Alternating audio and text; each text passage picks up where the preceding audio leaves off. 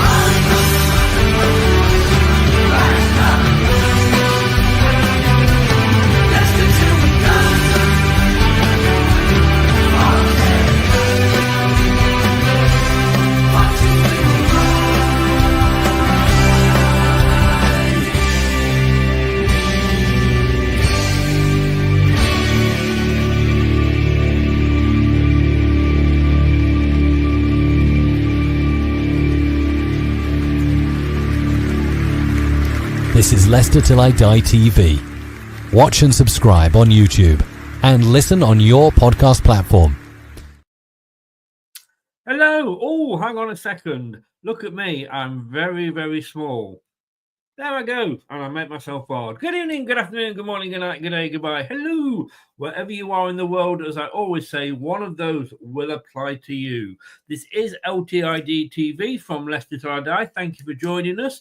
If you are listening via your favourite podcast platform, thank you very much for lending me your ears. I do hope you enjoy the show. And if you're watching on YouTube, get your comments in and get your questions for Lynn in as well. And we'll try and get through some of those later in the show. I've got lots of questions because this is City Chat, and we are going to be talking to, and she'll, hopefully I pronounced this right, Lynn Wyeth, is it? Wyeth? Well, she's mouthing to me in the background. And there's no need to use that sort of language, Lynn. Now, come on. She'll correct me, I'm sure. But she is co-chair of the Foxes Trust. Probably all heard of it, but what does it do? We accuse the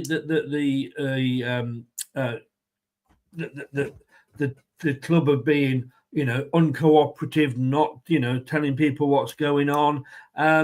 But they do talk to the Foxes Trust, so loads of questions. I say, please do get yours in as well. This kind of sums up, I think, everybody's feeling at the moment. Prashant, good evening. How are you, sir? He says, how's the post-match recovery going? I tell you what, if it wasn't for Leicester City, I'd be so well off. I wouldn't be drinking as much. I was talking to Lynn before, and I said, following Leicester City should come with a sick bag for all the ups and downs. But look, it's the club. We love it. We'll always follow it.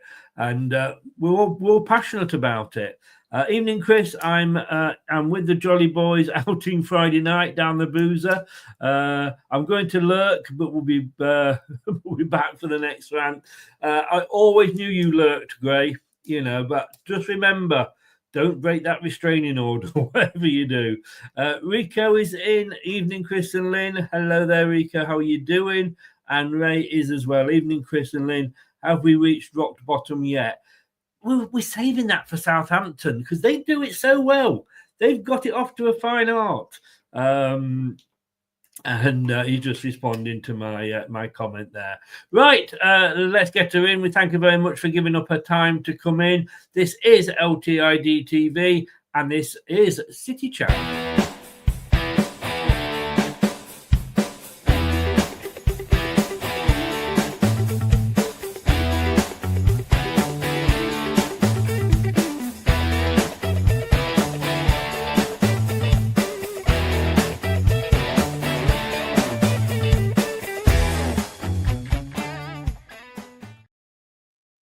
Lynn, good evening. Evening.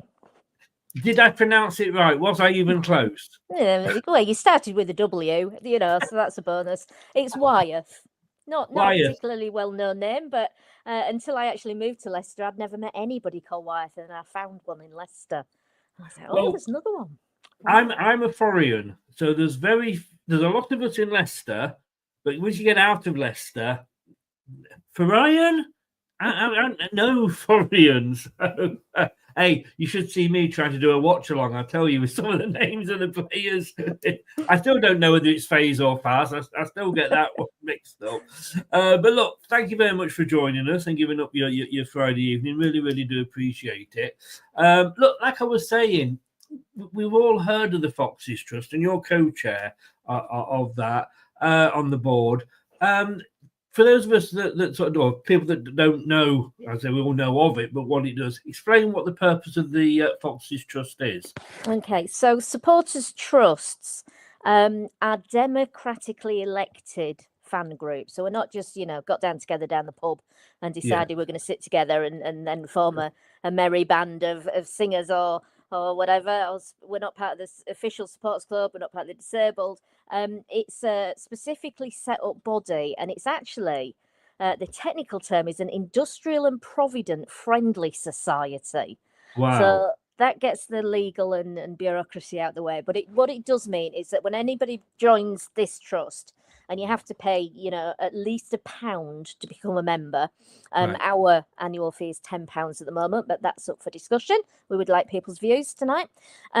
You get a vote. So it is a democratically elected membership that has a say. And that doesn't always fit some people's kind of ways of doing things, because the minute you're into that sort of body, it's like politics. You're trying to represent everybody, and that's not easy. No. There are thousands of different football fans, and as you know, they all have very different opinions. Yes. And what I think will be different to what another board member thinks, and it's different to what half of our membership think. So it's a difficult sort of situation to be in sometimes to be democratically elected. But what we are is then recognised by the Football Supporters Association as an affiliated group and an official kind of group that's connected to the football club. And they were set up originally years and years ago. So we started 20 years ago with the kind of view of, we want to take our football clubs back. The fans should own the football clubs. So it was very much back then that kind of ethos of can we get on the board? Can we buy our club? And that might seem absolute insanity now with the money in the Premier League, but it wasn't such a crazy idea back then with some of the lower league clubs. They have done it, haven't they? Yeah, go on.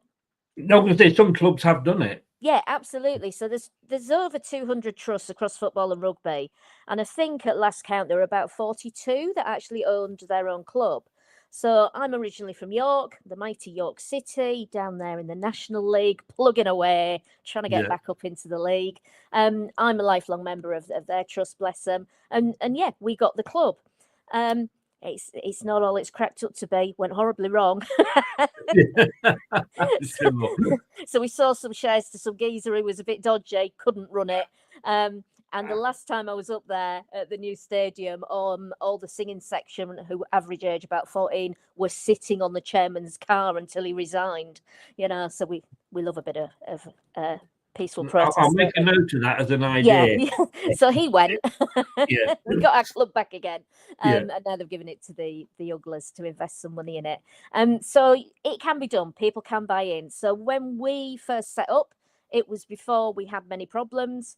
We'd started seeing this kind of thing about, hey, let's get more involved in our clubs. 3 of us, myself, Wendy and Nigel, had a look at it over 20 years ago, started going to meetings, and then Leicester fell into administration. And it suddenly became a lot more urgent, and we called that public meeting. We got over 600 people at the public meeting. It was amazing. We raised 150 grand so we could buy into the Lineker consortium to get us out of administration. And we were shareholders, and we had a representative on the board at that point. And then Mandarik came in, and we won't talk about that because I'm still bitter. But, it's now it just seems like such a pipe dream for fans to be anywhere near a Premier League boardroom. Yeah. Unless I go and marry a rich Saudi prince, it's not happening, is it? You never know. Unless those clubs want us there. And, it's going to be a brave club that does put fans back in the boardroom at any point. But, that is the ultimate goal of a supporters trust. In the meantime, we try and hold them to account as best we can. They're all private companies, but we do our bit the best we can. What we really try to do is lobby, campaign, engage in constructive dialogue. There's a lot of people that quite often say, why are you bothering? It's a waste of time. You're ineffective. But if you're not in the room, if you're not around the table, you will get nothing at all. You know, we think as a board at this time, it's better to be in talking to them and building relationships. And we saw that has been really effective recently at Liverpool, where the Spirit of Shankly Supporters Trust were the first ones that got their team this year to back down on any price rises. And they said that is because they have that ethos of being around the table. And we've just seen Manchester United send a message out because my mother, God bless her, I'm sorry everybody, is a Man United fan. And she's in their trust. So I get all her bloody emails from Man United. But they did a really interesting bit talking about the Shankly result and saying that they hadn't been in the room with Man United for years and they recognise that that's a mistake. They hadn't given their fans a voice. So there's two very different trains of thought here. You know, if you've got a club that people think aren't listening, aren't engaging with fans, why are you bothering? You're wasting your time. You should just be protesting. And then you've got the people that go, if you're not around the table, you're never going to get anywhere. So, you know, that's where we're at the moment. And, you know, when everything's going swimmingly well, when you're winning championship and going to the championship and Champions League and winning the Premier League, you know, the trust kind of ticked along, didn't really have to do much. Everything looked like it was perfect, didn't it? And then the minute it goes wrong, everybody's looking for someone to have some answers or to blame. And I think we've seen a lot of misplaced blame recently. I mean, whose turn is it this week? I have lost track. You know, it was Ward and then it was, you know, someone else. And it's someone every week. UFS got it in the neck a couple of weeks ago. And, you know, none of us are perfect. None of us get it right at all. We're all still learning. We're all volunteers. You know, and that annoys people when we say that, but we really are. You know, it can be a full-time job if you wanted to do it properly. And Man United employ a full-time member of staff. They're the only trust that has the money to do that. Well, at the moment, they do. At the moment. They won't be sacked next week. So that's pretty much what the trust is all about. We grew last year, so I don't know whether you're aware last year, you know, there was a bit of a kind of, let's everybody join the trust. I went along to a UFS meeting, you know, kind of spoke about how we needed more members. Then we've got a stronger voice. Lots of people joined. There's quite a few people from UFS and other groups. And they really wanted the trust to move faster. You know, we get that. We get that it has been a little bit, you know, slow, and that happens with your committee structures and all having to agree on everything. So, you know, we're well aware that we need to be more agile. We need to communicate more. We can't slag the club off for not having the best of comms with fans when we haven't been effective in some places. So we're definitely modernising the trust. You know, we're getting new software, we're getting new membership systems, we're getting new mailing, we're doing more surveys, we're getting people in now that are better at, you know, doing the comm strategies and that kind of thing. And we've got 3 new board members recently who I think will bring a fantastic new lease of life into the trust. So that's where we're at. Right. Well, funny enough, just saying that, because I was going to say, how do you join? I'm just going to put, I will add the link because there is a link that you can click on the website. I'll add that into the description below on the YouTube chat. I've also just put it there in the chat at the side, the link that if people want to click on it and join. But like you said there, I mean, a couple of points to come at you on. It is better to be, as not being rude, it's better to be inside the tent pissing out than it is outside the tent pissing in. And there may come a point where we don't think that. We may, you know, get to the point where we just go, but we're not there. We have a reasonable relationship with a lot of different people at the club at the moment. So you mentioned Milan Mandrić there, not in a very positive way. I take it when he came in, he got rid of the Foxes trust, did he? Yeah, he gave us 10p in the pound for our shares and robbed us. I am bitter. Very Yeah, bitter. no, I understand that. And then how did you then, obviously, that then King Power came in, how Yeah. did you sort of connect with the club and sort of get back into the position where you're having meetings, etc.? Yeah, I mean, the meetings have continued, through the different guises, because the operational staff have always been pretty reasonable. We've got some long-standing, people at the club. Andrew Neville's been there as long as I have. Big Jim has been there forever. And they've always been, really good with the fans. So we've just kept plugging away, and sometimes it falls on deaf ears, and sometimes it doesn't. But that it's a business. We get that, but it's not a normal business, is it? And I think that's one of the problems, because if you try and run it like a normal business, you will forget about supporters. And they slip into this corporate stuff of dealing with us like customers and putting us on customer pathways and all that kind of nonsense. And I think what we really need to get back to is clubs really appreciating that supporters are a key part of a football club. And the life and the soul of it. That we saw in COVID how dead it is when the fans aren't there, and they need to listen to fans. Yeah. Oh no, definitely. And I think the European Super League proved that the club do sometimes listen to the fans. Yeah, we do get some wins. We get some wins. Yeah. We're seeing a few sort of chinks in the armour this year with the FSA campaign, Stop Exploiting Loyalty. So West Ham have just fantastically got West Ham to back down on, scrapping concessions. And we're seeing a few clubs freezing prices, which is what we've just called for yesterday. So freezing the prices if we stay up. They're going to have to take a long, hard look at match day prices if we go down, because they're just ridiculous. They are, but talking on that point, there was a long time, not sure it was 5 or 6 seasons, when there was nothing no went increase at all. Yeah, exactly. And I remember at the time saying, well, hang on, guys, yes, it is annoying it's gone up, but how many times didn't it go up when other clubs were? Yeah. But, and we said in our letter, though, it's really important not necessarily to benchmark against other clubs. They're different to us. They have different size stadiums and different players and different positions in the league, etc. We've got to do what's right for Leicester and the Leicester economy and the money in Leicester people's pockets, because we are not a rich city at all. We're worried about pricing the next generation of fans out with the day tickets, and kids can't afford to come. It's crazy. So we need to have a good look at what our strategy is for some of the match day ticketing. There's a big gap between season ticket prices and day tickets. What we don't want is putting the season ticket prices up to silly amounts either, because that won't work. It's all got to eventually, hopefully, dovetail into a bit of an expansion of the East Stand and that kind of stuff. And let's try and get some more sensible ticket prices in, so we get bums on seats, especially if we go down.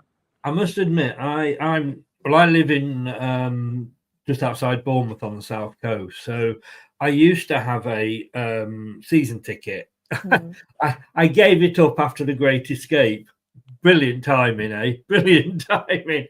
But I do like to claim that was the reason we won the Premier League. But yeah, it was down to cost of not just a season ticket, but the travelling and then the food, and I've got a few children, so it was all.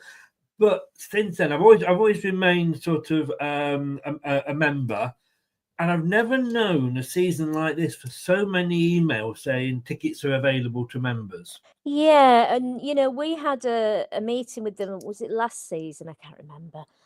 We got together with the other supporters groups, particularly UFS. Really were lobbying for more tickets to go to general sale. People were not getting the ability to go and watch Leicester City for the first time, because it was never available on general sale to people. And they eventually did one for one of the cup games, and the atmosphere was fantastic, because there were all these new people in there really excited about being at the game and bringing their kids for the first time. And we were like, we've got to put more on general sale, and we used to tweet about it, because it was, oh, wow, another one's gone on general sale, woohoo. It's been a bit more the norm this season.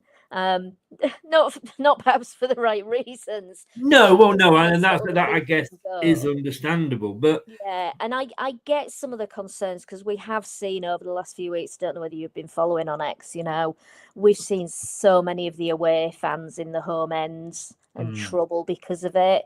There's a real fear from Premier League clubs about that management of tickets. It's why the Premier League's pushing for digital tickets and all that stuff about we need to know who's in the ground and where they're yeah, sitting and not passing tickets on and all that stuff. And then we all suffer because, a few people are desperate to go and watch their football club and they managed to blag a ticket from the home end. I think it was either yesterday or today. I was reading that Manchester City have found that, and they've been cancelling tickets. They've cancelled them, yeah. Many, I many years. remember. Do you remember back in the day when Millwall weren't allowed to have away supporters? Do you Yeah. remember that season? God, yeah. And we all joined the Millwall Supporters Club. And the only game we went to was the Millwall Leicester game. Yeah. Well, I can remember many years ago. It was when I think it was the promotion year when Kevin Phillips scored away at Bournemouth. And my email is at LeicesterTiLIDie.com. So the clue's in there, but obviously with Bournemouth, it's such a small ground that the away allocation is very small. Yeah. And I ended up, me and my son, we got tickets, literally sat just behind the Leicester dugout as it happened, almost next to the players that had travelled but weren't subs. And we met Nigel Pearson and Andy King in the dugout or what have you. But I'd literally emailed for a ticket using that email and was able to buy 2 tickets. Right? So, the maybe not now. If you look, but a point you made before, and you said about forgetting about supporters. And I think that's a very, very interesting point because we heard so much when COVID was on and there was no fans in there. And it was horrible to watch. I had to watch the games with the false noise in the background. I couldn't. It was like a training match to me if I didn't. But we heard so much about the fans are so important. We miss the fans, blah blah blah, and not just Leicester, but as football as a whole. As soon as we got back in, we were dropped like a hot brick. And the thing, I mean, where are we here? Somebody's just said, I've just saved the thing. Richard says here, the club and fans have never been this far apart as far as I've been supporting them in 1992. Yeah, and I think that we see that people saying that constantly. They've been saying it all season, haven't they? I think it started before this season. I don't think it's unique to Leicester. I think it's happening in a lot of Premier League clubs. I think we really feel it at Leicester because we are a smaller club. We've been proud of being a family club. We were proud of what we stood for under Vichai. So it hurts harder, I think, when we feel that void. No, yeah, that's a good point. I do. I mean, I'm old. I'm sort of, ready to go to the knackers yard. But, and I've seen sort of when we were a very small family-run club back, in the days of the Friday family games or whatever, I forgot the exact name now, but going back. And I get that things change as you grow and as the business grows. You can't be that sort of club now in the top 2 divisions. I don't believe. But we managed it, didn't we, to an extent? When we won the league, I felt it was just that perfect storm. Everything was coming together at the right time. The team, the manager, the owner, the psychologist, the Buddhist monks, whatever, and the fans, and we were all on the same page, and it all just came together at a perfect storm. And now it feels it couldn't be further apart. Than that. But do you think that, and look, we all love our owners, don't get me wrong, and I don't think everybody does anymore. I think it's frustration more than anything. I mean, my attitude is that I will complain about Top and the way that the club is run, but do I want him out? Now that's another completely different topic. What's the alternative? Exactly. Be careful what you wish for. Absolutely. No, I don't want him out, but I want him to do things. But they always have been a very private family. Yes, very. and that doesn't help, does it? I mean, yeah, and the Thai culture is very different. Yeah, I don't know if you remember Paul Mace. Yeah, Yeah, it used to be and you always used to see him. Now, who is our communications director? Who is dealing or doing that job? And I'll go back to when before Brendan Rodgers was sacked on that summer, and he was expecting to be able to do a rebuild, and the money wasn't there, and nobody knew why. And Top didn't put out a statement until the Manchester United game, which was the day of the transfer deadline day. Had we all known that the trouble with with the PSR, whatever it was called then, and Europe, we'd have all understood. Yeah. But we'd had 3 or 4 months of not knowing what was going on, of blaming Brendan. Yeah. The annoyance and not hatred perhaps, but had built up over those months. Do we need a better publicity officer or communications officer? I don't know. And that's the thing. I don't know who it is to say they're not doing a good job. Yeah. So director of comms at the moment is Anthony Herrley, and we have a reasonable working relationship with Anthony. And I just think, people are very quick to blame individuals, but you have to look at the whole culture of the entire club and, where it's coming from to make the decisions, really. I posed the question the other day when someone was saying, sack the board. I was like, who's the board? Who is the board? Which board do you mean? Do you mean the operational board of directors, the senior management at the club? Like the director of operations and comms and stuff, or do you actually mean the directors registered at Company House? Because that ain't Rudkin. It is Top and Susan, but actually there's other people on there. So there's Top's brother on there. There's a Chinese guy who was supposed to, make us big in China. Not sure what's going on there. Why aren't people calling for their heads? What are they doing as custodians of the club? So people are very quick to want to call for individuals' heads, and maybe there are some individuals that have done their time and it's time to move on. I don't know. I'm not their line manager. No, but does that not make, when we're blaming individuals, is it because we don't know enough about what's going on? That's the problem, isn't it? The next question I'm going to ask, back to comms again. Yeah. And the next question I'm going to ask leads on to this, because look, we know that John Rudkin has been taking a lot of stick just recently. All right, he's not, I wouldn't say he's not set 100% blameless, but let's face it, if the toilets in the away end broke, he'd be to blame for that, according to some fans. He has what he does. But I guess he's kind of with the title football director. But I want to look at Susan Whelan, because I don't know exactly what her job is. I mean, I would look at Susan Whelan and go, she's running the club, because John Rudkin, he does the football bit. Yeah. She's running the club, and yet under her watch, we have been struggling with PSR because we've been spending too much money. We've not kept an eye on the purse strings. But I'm probably wrong, because I don't know. You go onto the website and it has got, a nice picture of Susan Whelan. There's pictures of her everywhere accepting awards. John Rudkin, Andrew Neville, but there's no description. We don't know what they're doing. No, I think that's the problem, isn't it?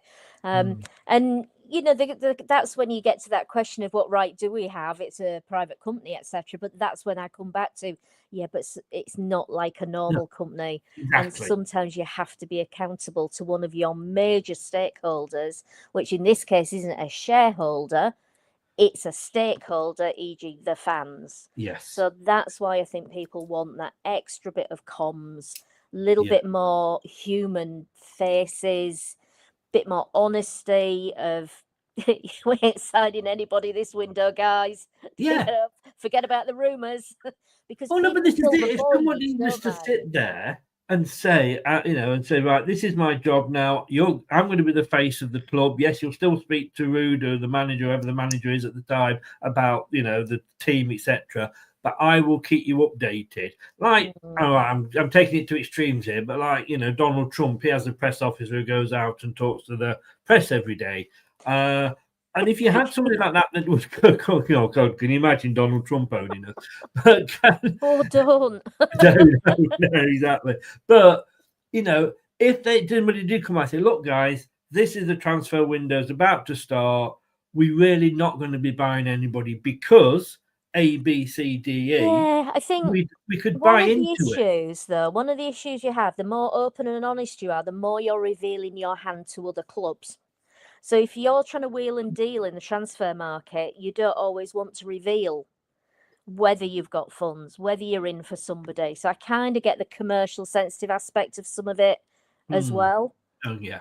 Yeah. So it's a But tricky again, I would balance. say, unless you work for the FA, you should be very good at wording things. or with no loopholes or anything. And I think comms has got a lot harder in, this sort of world of social media and what you guys do, because everything's got to be more instant. Yes. People want instant news and instant reactions. We've got more and more people, chasing the likes and chasing the hits and chasing the numbers of views. So you get lots of clickbait and rumors to catch people, and you're wading through all of that to say, what do I want my message to be? And then, whatever you put out there, someone will bloody misinterpret it. And you're like, oh.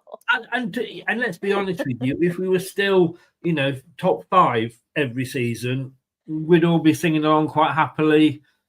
Well, so it is a very different world we live in now with social media than it does. I mean, we're not, the biggest club by any means, but you look at how many different channels there are just on Leicester. And if you go to a Liverpool or a Man United, it's like, whoa, but I don't know about you, but I find it really interesting how you get different types of people in different media. So you can kind of get a feel for the sort of people that are on X and the sort of people that will respond on Facebook and the people that like you on Instagram. You get those very different, types. I don't know whether, they're all different generation and all that kind of stuff. But and sometimes they're in their little echo chambers, and I'm guilty of that. It's who I follow, isn't it? And I like them, and I'm like-minded, and I get in my echo chamber, and I forget that there's a whole batch of people over here that think something completely different to me. And I don't know about you, but again, since Brexit in particular, we've had those splits. We've had that it's either for or against. It's yes or no. It's black or white. You're either with me or you're against me.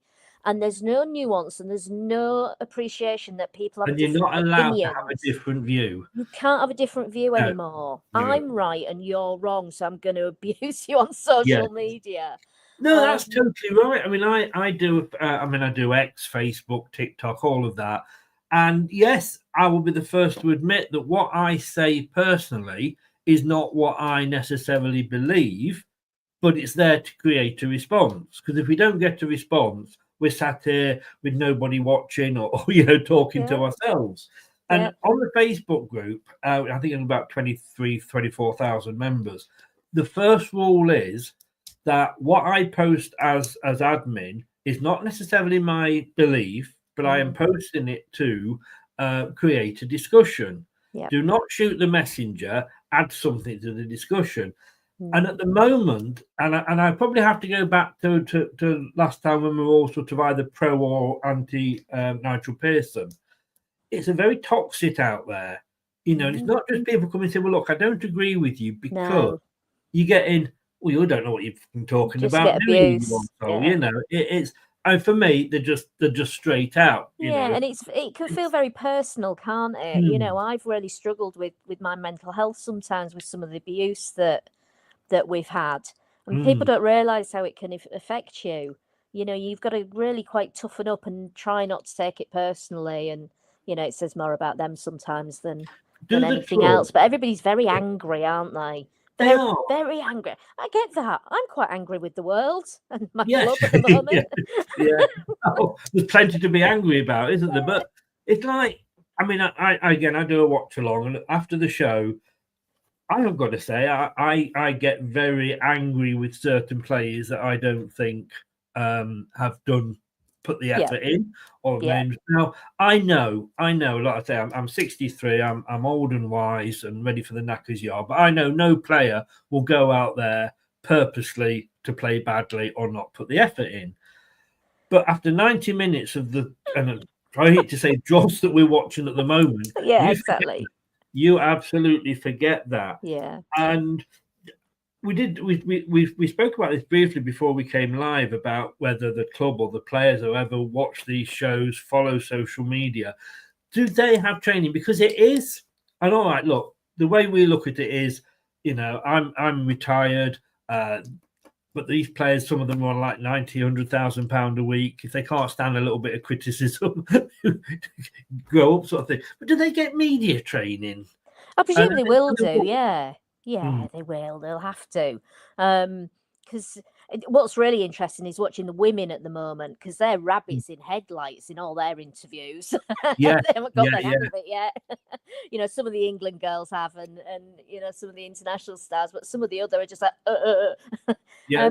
So yeah, they'll be that sort of stuff. I mean, I've had media training for various I haven't, things. and you can probably tell. It's just about not wearing fuzzy shirts, that goes on the screen, that kind of thing. Always ask what the first question of any interview will be, so you're prepared. Yeah, exactly. So how often do you meet the board? Okay, so we've had absolute flack for this over the last few weeks. We do kind of just ad hoc comms with them whenever anything comes up. Right. So something like BC Game. Yeah. Let's talk about BC Game. Yeah. Oh my God, how many times do we have to talk about BC Game? What will they do next?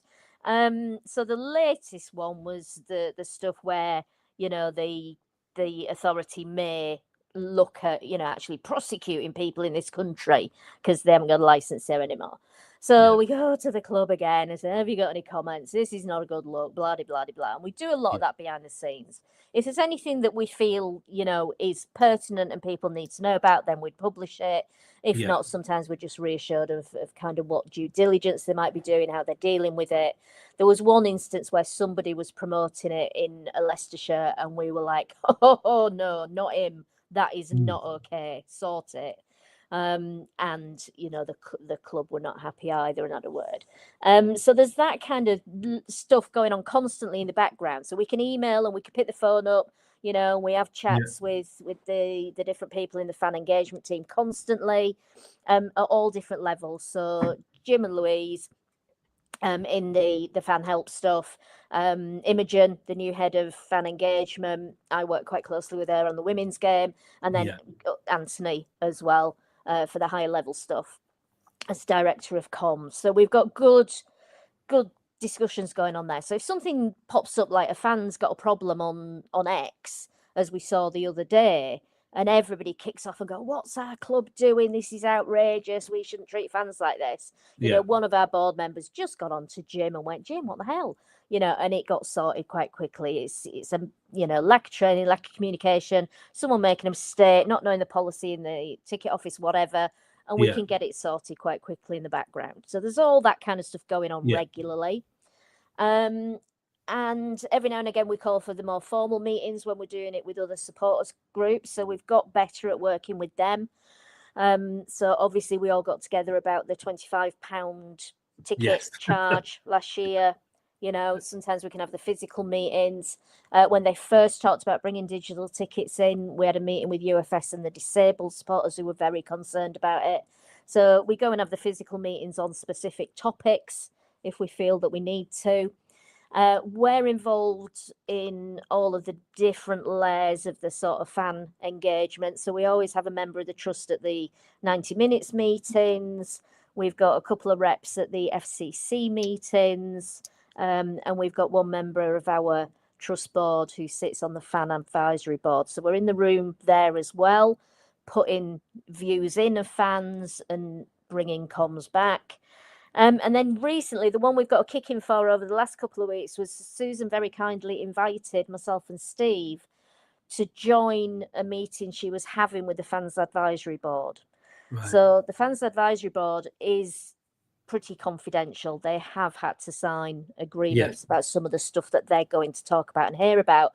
But she was generous enough to invite me and Steve without us having to sign that, on the premise that it's a similar setup. We don't expect you to be talking about what's going on in these meetings.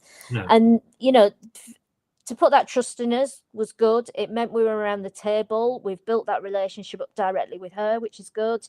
It reassured us seeing the way the discussions went in that meeting, that the Fab guys will be holding the club to account, and that the club are listening and having dialogue. What comes out of it, the proof's in the pudding, isn't it? They know that, we know that. We were very honest in the room and said thank you for having us, but we will have to put statements out against you sometimes. When you do stuff that our members think rubbish, we'll tell you. And they're fine with that. So that was an interesting thing to get involved with, I think, because it did reassure us a little bit of some of the discussions that are going on about a lot of the concerns that the fans have currently. And it was particularly when we were in the run up to the protest, which, I thought went reasonably well. There was absolutely no trouble. That was brilliant. They did it very well. Some people were disappointed it maybe wasn't bigger, but I think it got attention. It got people talking and listening, which is what you want. It got a lot of media coverage, nationally and even internationally. I mean, do you think that is that the way we need to go? It's almost like, putting a brick through a window rather than knocking the door. But I know a lot of fans out there. We've thrown any bricks yet. Oh no, but you know what I'm saying? That's what a lot of people feel, that maybe that's what we've got to do to get a word in. And that's where you've got those different opinions again, isn't it? We still believe we're at the stage where we shouldn't be throwing the brick. We should be, we're not knocking at the door. We're in the door and we're talking. I passionately believe in the right to protest as an individual. I think it's really important. And if some people feel that strongly, I have absolutely no problem with them doing it. I went down to the local hero. There were 3 board members there from the Foxes Trust. We are split on it in the trust as well about how much we would support, that sort of protest. One member of the board kind of supported the protest in principle, but wouldn't go and join it because it was anonymous. And I get that as well, because you do worry about who might be organising it, and do you want to align with them if you don't know who they are? But it got people talking, didn't it? And sometimes if you don't get anywhere through talking and negotiation, there is nothing to do but sit on the chairman's car till he resigns. As the kids in York found out. You heard it here, folks. The Foxes Trust recommend sitting on Top's car.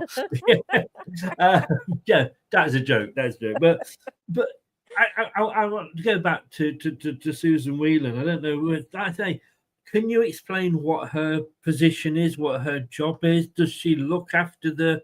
Oh no, you're shaking your head. I don't think anybody's really clear on the hierarchy and how it all works and how it all reports, and what's King Power and what's the football and how does the men prop the women up and all that sort of stuff. So no, I've got to write for the BBC every other week on a Tuesday on the Fans Voice, and my Tuesday, I've already got it in my mind that we should allow some of the women to play in the men's team, and we might actually win something. Yeah, some of our defenders might do a better job. Well, don't. I'm not going on that one. That'd be a whole show on its own if I started on our defence, But you do. After you feel that the club, like you say, they don't often, or if at all, say no, we're not prepared to talk to you. Do you feel that they listen, or do you just feel they're giving you lip service? I think they listen. They definitely listen. I think sometimes they do things. They do respond where they feel they can. And then there's lots of things where they make the decision, whether it's for commercial reasons or whatever, that nope, they don't agree with us on that one. That's for them to do, isn't it? Well, I guess it is. And Top, look, I think we need to get past, and look, we all feel very badly about, Vichai and what happened. And I have to say, total respect to Souček at the last night for not celebrating in a normal way. With total respect for that man. But it's been years now. Top is running the club. He's had a difficult time. We know with King Power with the with COVID and what have you. Do you think he's involved enough?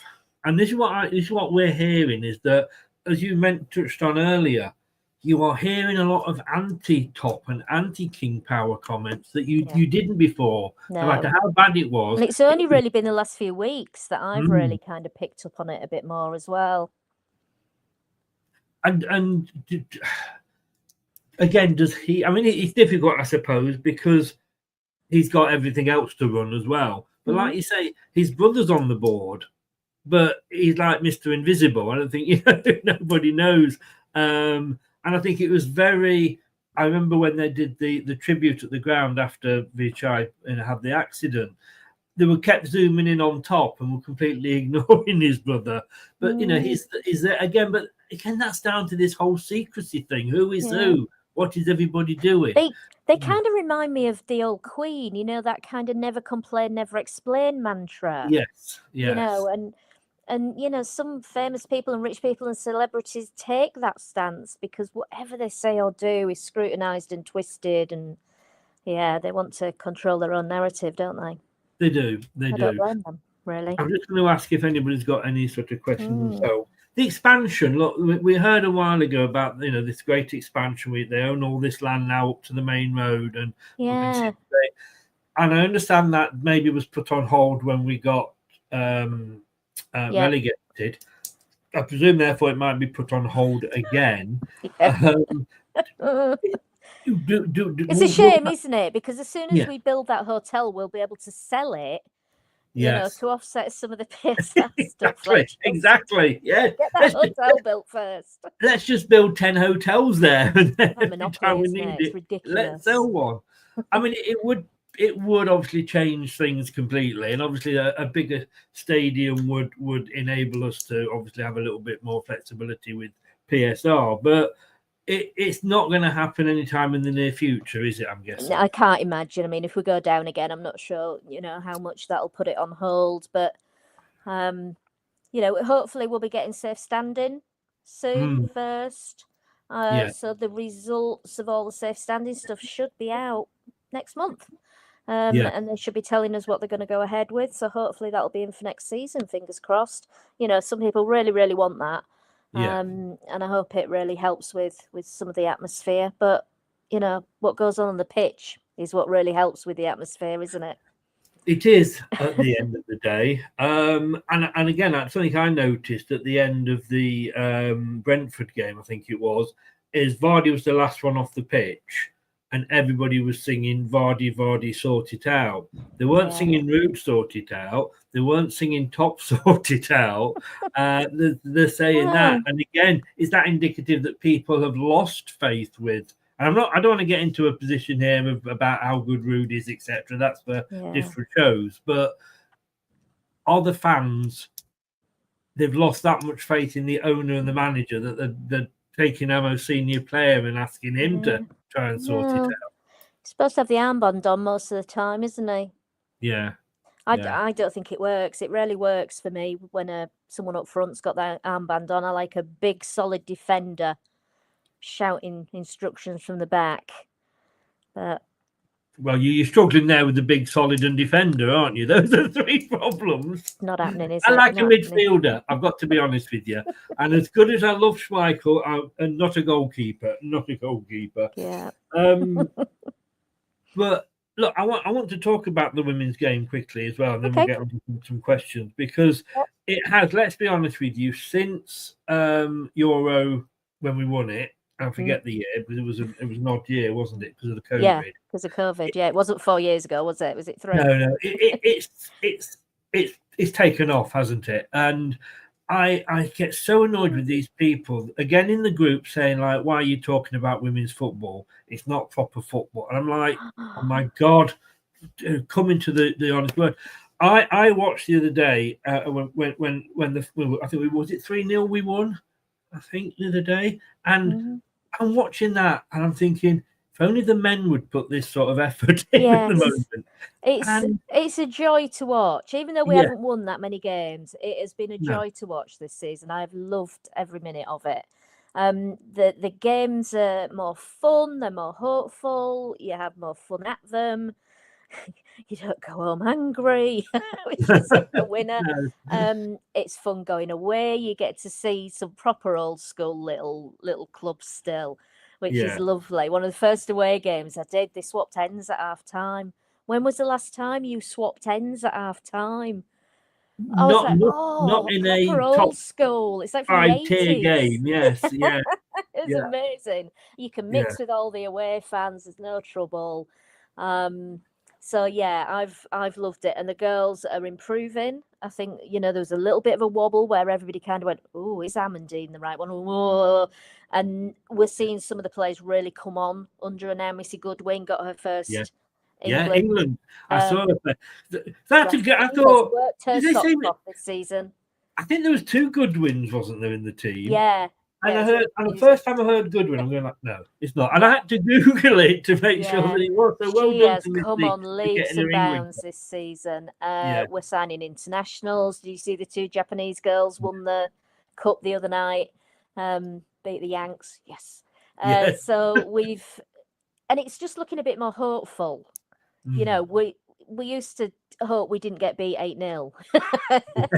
And now we actually think we can win games, This is it. I mean, all right, there was only 1 relegation place in the WSL, and that whoever seems to come still up. squeaky bum time most seasons. Well, it is, isn't it? I mean, I've got a nosebleed because we're up to 11th, or 10th. I mean, But when you go away to Arsenal, and you're in the Emirates and it's full for a women's game, that's insane. It's lovely. Yeah. And then you go watch West Ham at Dagenham and there's 3 people on the terrace in the rain and you're like, oh, this is old school. But that's it with again, being fair play to King Power, they've embraced the women's game. They have, yeah. And yes, I know they got a few perks with PSR for that, etc. But they didn't have to do that. They've taken it and brought it in-house. And the fact that they let them play at the KP pretty much every game is brilliant. I don't know whether you know, but they change all the dressing room and everything for them. So, do they? Yeah, wow. They put all the pictures of the women up so the women feel like it's absolutely their stadium when they play there. Oh, wow. Well, a point here Gray has made, and it's one that I've seen come up a few times. Yes, why don't they sell Beaver Drive? Because we've asked before, why don't you move the women up to, the fancy place? It's very nice. Have you ever been round it? No. Oh, it's very nice. Very nice. No. I think it's too nice for them.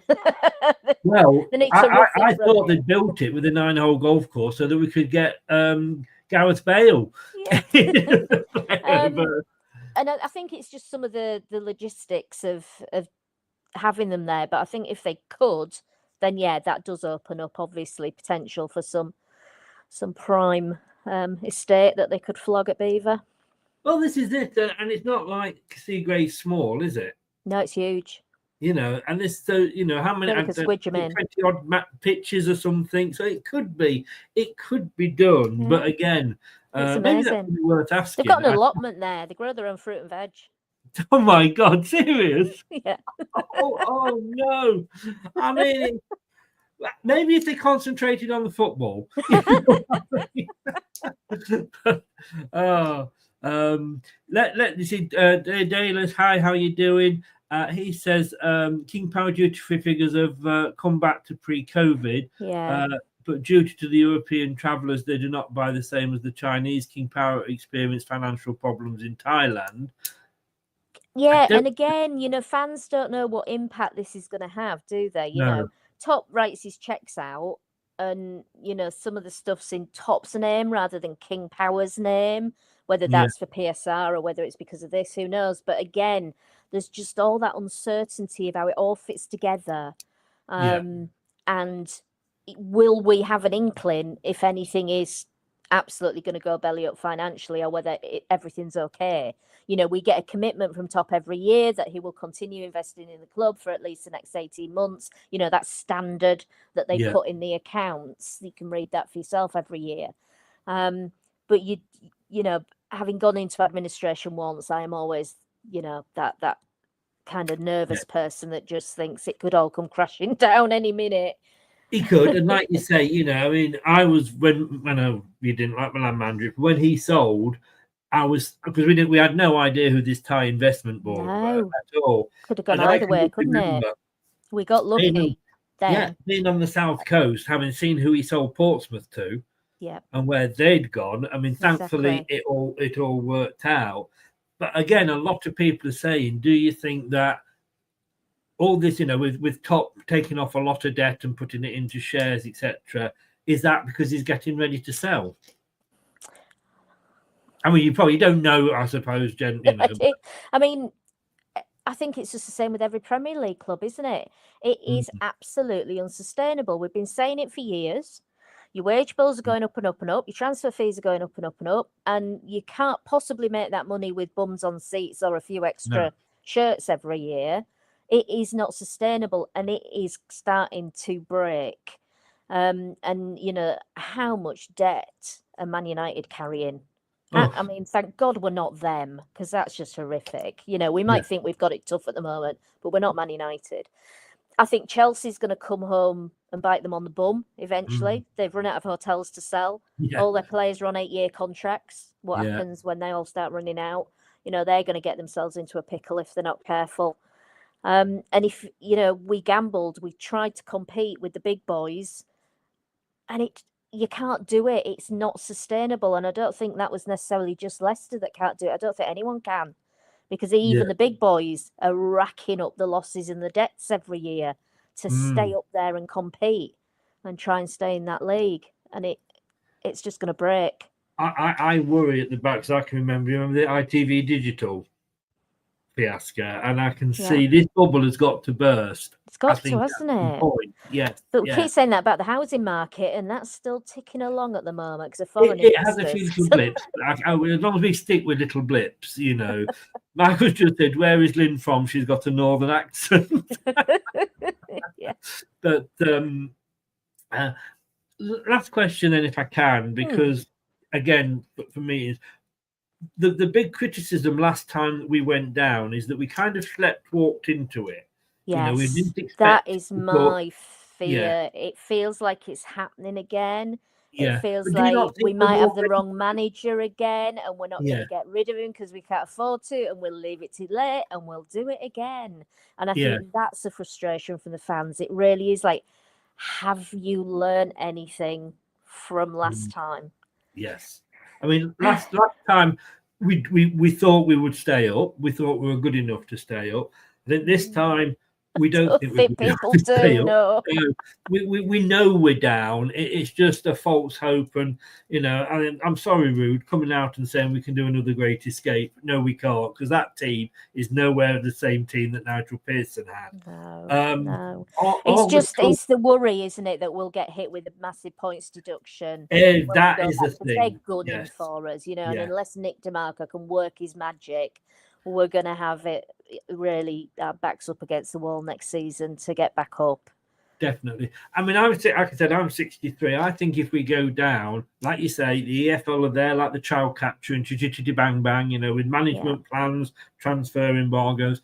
I'm not sure whether I will see my club back in the top flight if we go down. And I know that's very much that thing, but we're not going to come straight back up if we've got all that attached to us. It could be another 10 years before we get back again, because that's what it was last time.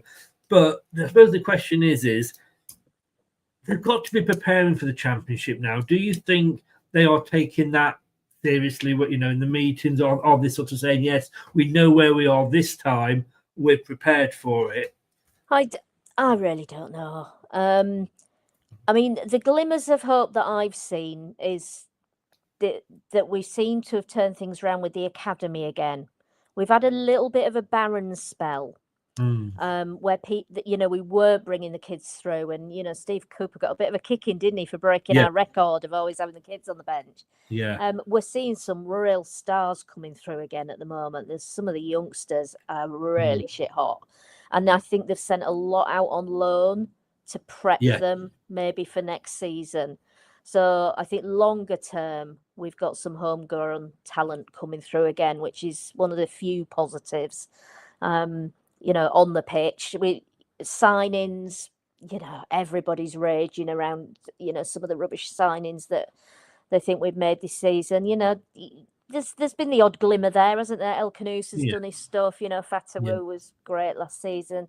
So it's not that we're completely rubbish at it all the time. There's still pockets, I think, of stuff going on that keeps me sane. I mean, I And there's a don't little think. bit of hope that kills you that we won't. Oh, it is rubbish. definitely. Like I said, I'll pass York. We'll be going down as York are coming up. well, I've got a mate who's a Burnley fan, and all we seem to do these days is wave at each other as we pass at the end of the season. But it's Leicester, isn't it? We've got spoiled. We've got massively spoiled. We're always a yo-yo club. We're up and down. Loads of us have been in League One, and we thought we'd stop that. We thought we'd got a plan, and we thought we could stay up in the Premier League, and it ain't that easy, unfortunately. So it isn't. I was watching a blog the other day, and they were saying about the fact that this will be the second season, if it happens, when all the teams that got promoted go straight back down again. Yeah. And they said that every team above the bottom three have been in the Premier League 4 seasons or more. And they actually said that makes them an established Premier League team. And I'm like, no, 4 seasons does not make you an established Premier League team. The gap is getting bigger. I think we can see that. But look, we were there for 5 seasons. I've got to. I'm sorry. I do apologize. I did say that last question was my last one, but I'm just going to sneak one more in. And I do want to ask: on any of these meetings, do you or have you ever had any dealings with John Rudkin at all? No, I've never met the man. Oh, that's the end of that one then, isn't it? Well, if you do, just give him a kick. Lovely. I don't know. But again, he's taking the rap, isn't he, at the moment? And there's, like you say, again, if only we knew, because he didn't really get the plaudits when we were successful. People weren't asking for a Rudkin statue, were they, when we won the? Because everybody says, "Oh, well done," and all this, but once it goes wrong, but again, and I just think like everybody's coming and saying, well, like I said jokingly earlier, if the toilet's broken the away end, it would be, John Rudkin's fault. But nobody again knows exactly what his job is, because you can say, all right, a football director at Leeds does this, or a football director at Arsenal does this. Doesn't mean that our football director does it. No. And I think if people, there wasn't a very good piece in The Athletic a few months ago about what he does and what have you, but not everybody reads The Athletic, obviously, but it's just a firewall, isn't it? Yes, But if people just knew what he did, maybe they'd understand more. And it's this thing going back to, why is everything such a secret with this club? Yeah. And all you can do is keep plugging away, Lynn. Yep, I think so. Yeah. And, hopefully together we can all try and turn it round. Well, fingers crossed. Tony's just said here, think we've made some rubbish signings. Does she watch the games? Look, we're looking at bright sparks. And I don't care what you say, El Canoes is one of the few bright sparks we've got this season. I think so. Yeah. So let's not, as much as we complain about one player, we can say another player, no matter how bad the team's doing, at least they're making an effort. And I think if we do go down, unfortunately, I think we will sell him. But I think he's one player that we can make a fair return on, shall we put it that way? But look, you were saying about membership before. Just go through how people. I'll put the link in, and I'll put the link in again. You were saying about the cost of membership. You wanted so it's £10 a year. Obviously, that covers some of the admin costs of paying for sending surveys and mailing lists and that kind of stuff. Or some people still have post. So that's for that kind of stuff. So we've done some printed newsletters for some people, but we, there's counter arguments of saying, well, why don't we reduce the price and get more members and really have a voice? The club are going to listen if you've got 10,000 members instead of 1,000 members, that kind of thing. So there's a debate to be had about how people want to be represented, and maybe the Foxes Trust isn't for them. Maybe they're more at home in UFS, maybe they're more at home in the official sports club, maybe they want to start their own group. There is absolutely nothing wrong with that. You can all affiliate to the FSA. We can have as many supporters groups as we want, with different ethos, different ways of coming at it. But I just think supporters have got to have a voice. And it's all very well, posting on X or posting on Fox's Talk and going, this is rubbish this week. Yep, we all know that. But how can we have a unified voice? Yes. After some consensus that everybody is kind of going vaguely in the right direction to turn things around as a club. One big group than 100 individuals all going at it. And is that £10, is that a year? Yep. So it's not a lot of money, is it? It's less than £1 a month. Yeah. It's cheaper than the Athletic. I'll tell you. It is. Look, the link. And we want more people to get involved as well. We want people to come and sit on the working groups. We want people to stand for the board. We don't want to keep running it all forever. We want fresh ideas and new people and younger people to come and do some good stuff. Well, I will until you said you wanted younger people, I was going to join. Yeah, then. sorry, Chris. You probably wouldn't want me, but look, I will also put the description in so that people can see it on YouTube afterwards as well. Lynn, thank you so very much for coming on. And no problem, been a pleasure. I think we know now more about the Foxes Trust itself, and maybe we can get together, maybe off season or something, and have another chat. Yep, absolutely. Oh, a very quick question here, and I guess the answer is yes. But yes, they can. Join? Absolutely. Yes. Yeah. I'm trying to think where Blue Fox is. I don't want to say. Canada seems to ring a bell, but he'll probably shoot me down now. But no, thank you so very much. And let's do this again sometime. And thank you very much for sparing the time. Thank you. Bye-bye. Thank you, Lynn. Take care. Bye-bye now. Bye-bye. Thanks so much to Lynn there for coming on and talking us through. Look, I've put the link twice in the chat down the side there as we've gone on. I will put it in the description on YouTube as well. If you are listening to this via your favourite podcast player, if you want to get over, the quicker link is foxestrust.co.uk/membership. foxestrust.co.uk/membership. As Prashant says there, thank you very much, Lynn. Keep up the great initiative. And, I know a lot of us do say that, I'd do that if I had the time or whatever. It's a tenner a year. Get back. And if we all do it together and all support, it basically will have more effect than you and me saying something on X. We're back at 9 o'clock with the rant show and me and Brad. Be prepared for that. Thanks to Lynn again. This has been Leicester Till I Die. Like, share, and subscribe. Thanks very much now. See you later.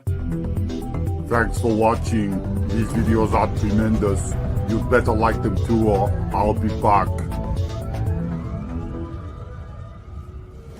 This podcast is proud to be part of the TalkSport Fan Network. TalkSport.